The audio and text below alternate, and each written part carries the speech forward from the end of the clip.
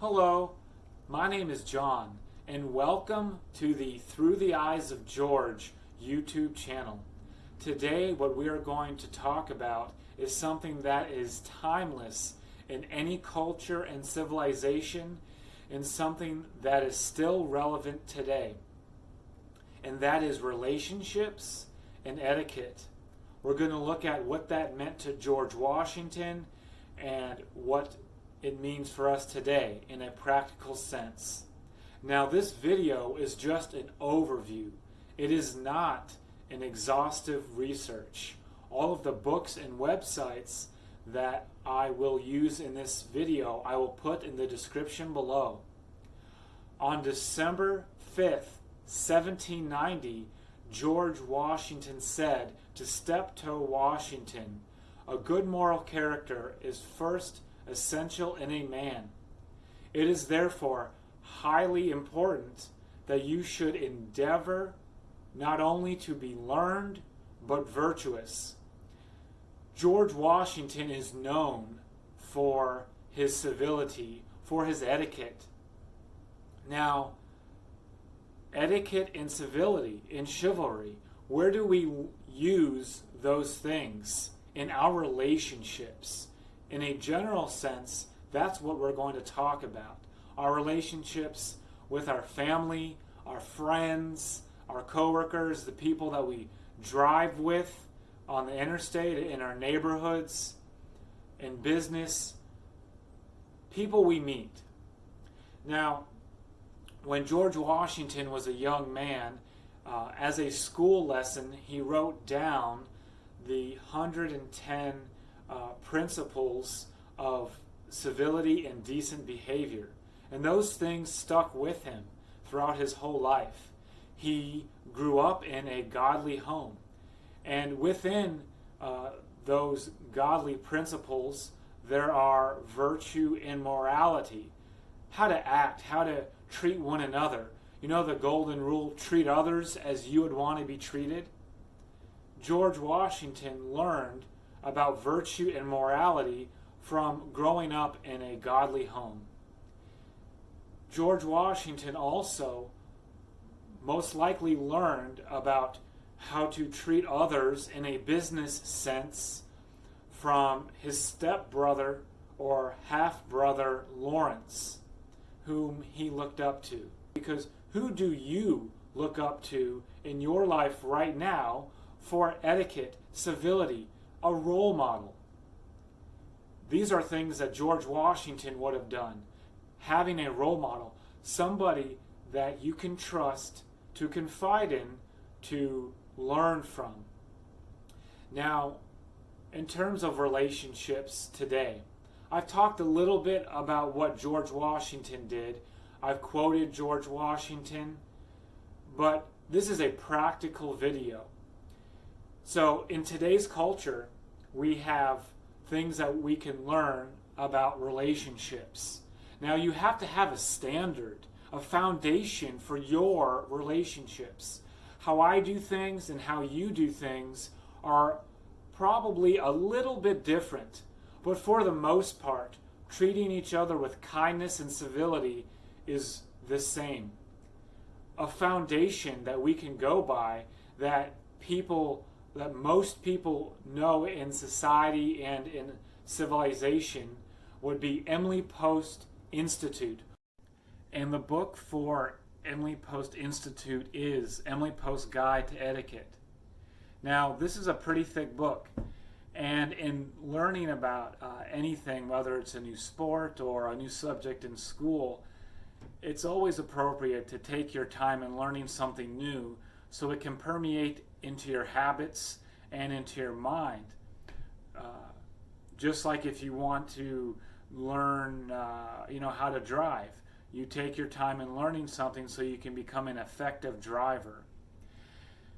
So I talked about how Emily Post Guide to Etiquette is a standard for modern culture about civility and your like treating other people, your relationships with other people, because that's what etiquette and chivalry is all about. It's communicating to others in your relationships of how you want to treat them and how you expect to be treated.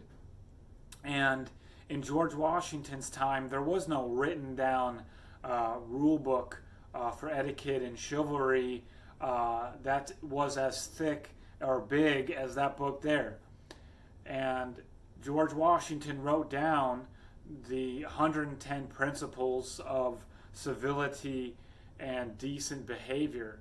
Now, this book here, George Washington's Rules to Live By, is a collaboration of those 110 principles and Emily Post's Guide to Etiquette.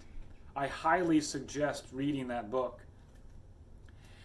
And in doing that, it brings George Washington's, what he's known for, George Washington's manners and his decorum, is what I'm trying to say, into the 21st century. Another great book to read or to look at is John Maxwell's Relationships 101.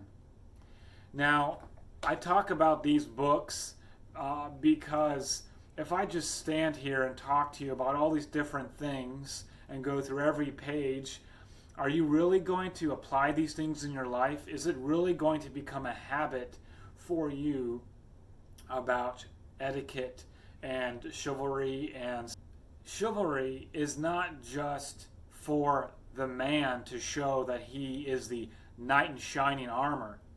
You ever heard the phrase, it takes two to tango? If a person or a woman or a man is showing etiquette or having civility or chivalry or anything like that, the receiving end, the partner, the person or the person that you're with has to want to receive that. If they don't want the etiquette or they don't want the chivalry, that's up to them.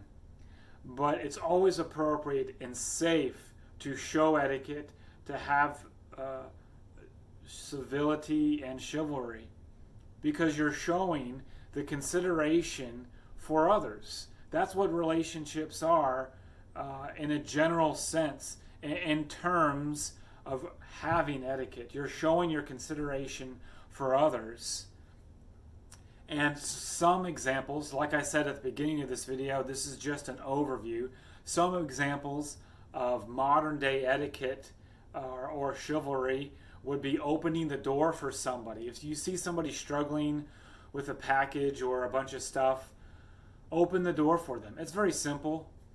You may never see that person ever again, but it's a small act of giving that could help you later in life. You don't know. It costs you nothing to do that. Another thing is, instead of opening the door for somebody into a store or a building, opening the door for a lady getting into the car, whether that's your sister, your grandmother, your mother, or the person, the girl that you're dating. It doesn't matter. Opening the door is always appropriate. But if someone says, no, that's okay, then it's okay. You don't have to do that. You're just showing and making the effort, saying, hey, I consider you important to me. I want to help you. I want to be considerate of you. Now, another thing in etiquette is when you're greeting somebody. Eye contact is important, and having a nice, firm handshake. Not like a really hard handshake, and not like a really loose handshake. Kind of medium. Medium strength is good. Another thing to consider is when you're walking with somebody, and you're walking on the sidewalk or something, and the cars are over here. It's etiquette or appropriate, if you remember to do so, to walk in between the road and the person that you're walking with. If you're on a date or you're with your loved one or whoever it may be, to walk between the road and the person that you're with. Another thing to consider is when you're driving. your turn signal is the nonverbal communication, the body language, because humans communicate 90 to 93% through their body language. The turn signal is you communicating nonverbally, hey, I'm going to do this. Hey, I'm about to do this. It's loving and it's kind to always use your turn signal, your brake lights, your tail lights, all of those things. And when you're at work, having a cohesive and harmonious environment and sticking to the standard. We talked about how Emily Post's Guide to Etiquette is a standard. The policy set forth in a company, what they deem necessary in terms of how people are to act with one another, helps build that etiquette and civility within that company and communicating within that company. Now, when you're in someone else's home and you have a need, hey, may I use the restroom? Or, hey, I'm thirsty. May I have a drink of water? Hey, may I sit down? I'm tired. It's always appropriate to ask questions. When you don't ask questions, at times your need may not get met.